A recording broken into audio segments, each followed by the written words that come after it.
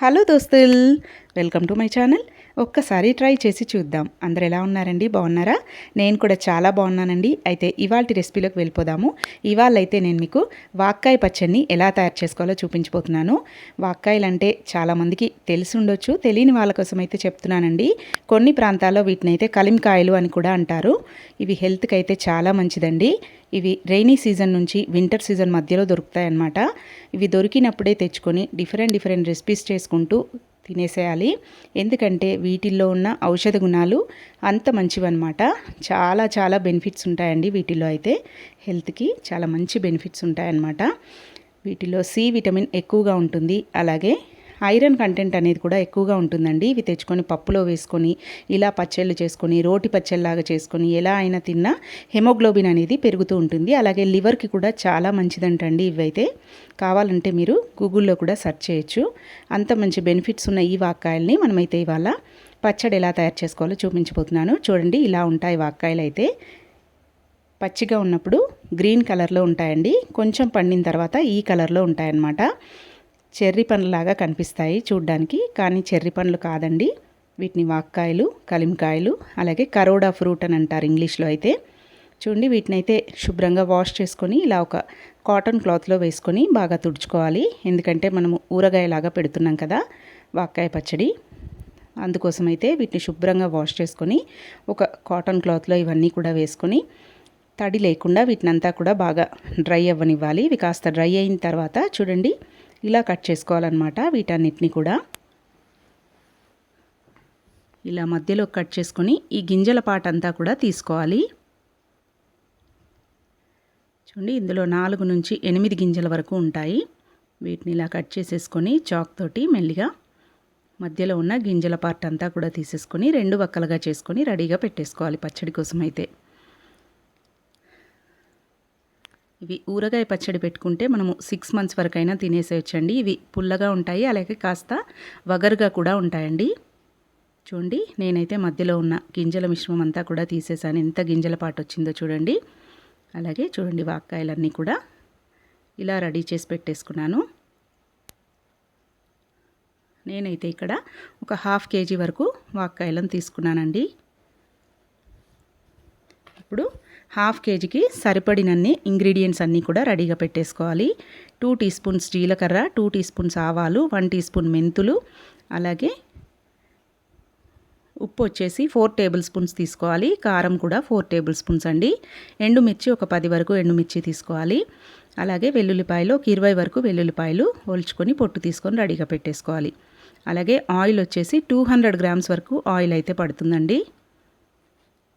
అలాగే పోపులో కూడా 1 టీ స్పూన్ జీలకర్ర, 1 టీ స్పూన్ ఆవాలు, అలాగే కరివేపాకు రెడీగా పెట్టేసుకోవాలి. ఒక 3 రెమ్మల కరివేపాకు. ఇప్పుడు నేను చెప్పిన కొలతలన్నీ కూడా 500 గ్రామ్స్కి చెప్పానండి. మీరు కేజీ పెట్టాలి అనుకుంటే వీటిని డబుల్ చేసుకొని పెట్టుకోవచ్చు. జీలకర్ర 2 టీ స్పూన్స్, ఆవాలు 2 టీ స్పూన్స్, మెంతులు 1 టీ స్పూన్ తీసుకున్నాను. అలాగే ఉప్పు కారం వచ్చేసి 4 టేబుల్ స్పూన్స్ తీసుకోవాలి. ఇంకా పోపులోకి మనం కొన్ని 1 టీ స్పూన్ వరకు ఆవాలు, జీలకర్ర వేసుకోవచ్చు. చూడండి, ఆవాలు, జీలకర్ర, మెంతుల్ని లైట్గా ఫ్రై చేసుకోవాలండి. స్టవ్ మీద ఒక ప్యాన్ పెట్టేసుకొని లైట్గా వీటిని ఫ్రై చేసుకొని ఒక మిక్సీ జార్లోకి వేసుకొని మెత్తగా మిక్సీ పట్టేసుకోవాలి. మూడింటిని కూడా చూడండి ఇలా మెత్తగా పొడి పట్టేసుకోవాలి. అలాగే వెల్లుల్లిపాయలని కచ్చా పచ్చాగా మ్యాష్ చేసుకొని రెడీగా పెట్టేసుకోవాలి. ఇప్పుడు చూడండి, మనం తీసుకున్న వాక్కాయల్లోకి మనం ఏదైతే పొడి పట్టుకున్నామో జీలకర్ర, ఆవాలు, మెంతులు కలిపి పట్టుకున్న పొడి ఉంది కదండి, ఆ పొడి అంతా కూడా ఇందులోకే వేసుకోవాలి.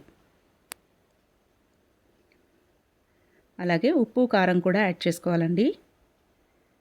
అయితే నేను 1 టేబుల్ స్పూన్ ఉప్పు, 2 టేబుల్ స్పూన్స్ కారం అయితే వేసుకున్నాను ఫస్ట్. అయితే తర్వాత మళ్ళీ కొంచెం యాడ్ చేశానండి.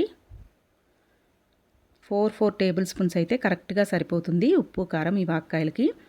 ఇవి కాస్త పుల్లగా ఉంటాయి కాబట్టి ఉప్పు కారం అనేది కొంచెం ఎక్కువగానే పడుతుంది. అలాగే ఇప్పుడు స్టవ్ మీద మళ్ళీ ప్యాన్ పెట్టేసుకొని అందులోకి 3 టేబుల్ స్పూన్స్ వరకు ఆయిల్ యాడ్ చేసుకొని అందులోకి 1 టీ స్పూన్ జీలకర్ర, అలాగే 1 టీ స్పూన్ ఆవాలు వేసుకొని కొంచెం ఫ్రై అవ్వనివ్వాలి. ఇవి కొంచెం ఫ్రై అయిన తర్వాత ఇందులోకి ఏదైతే మనం దంచి పెట్టుకున్నామో వెల్లుల్లి అది కూడా వేసుకోవాలండి. కచ్చా పచ్చాగా మ్యాష్ చేసుకున్న వెల్లుల్లి కూడా యాడ్ చేసుకోవాలి.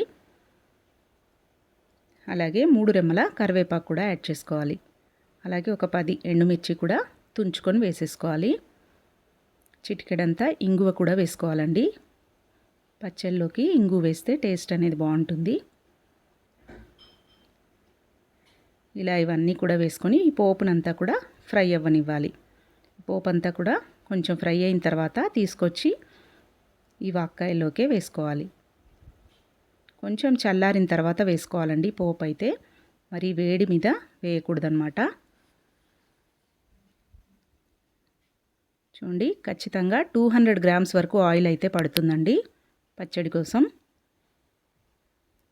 పోపులో కొంచెం నూనె వేసుకున్నాం కదా, ఇంకా మిగతా నూనె పచ్చి నూనె వేసి ఈ పచ్చడిని అంతా కూడా ఇలా బాగా కలిపేసుకొని ఇంకా దీన్ని ఒక గ్లాస్ జార్లోకి వేసుకొని ఊరనివ్వాలండి. ఒక 2 to 3 days ఊరిందంటే పచ్చడిలోంచి ఆయిల్ అంతా కూడా పైకి తేరుతూ ఉంటుంది.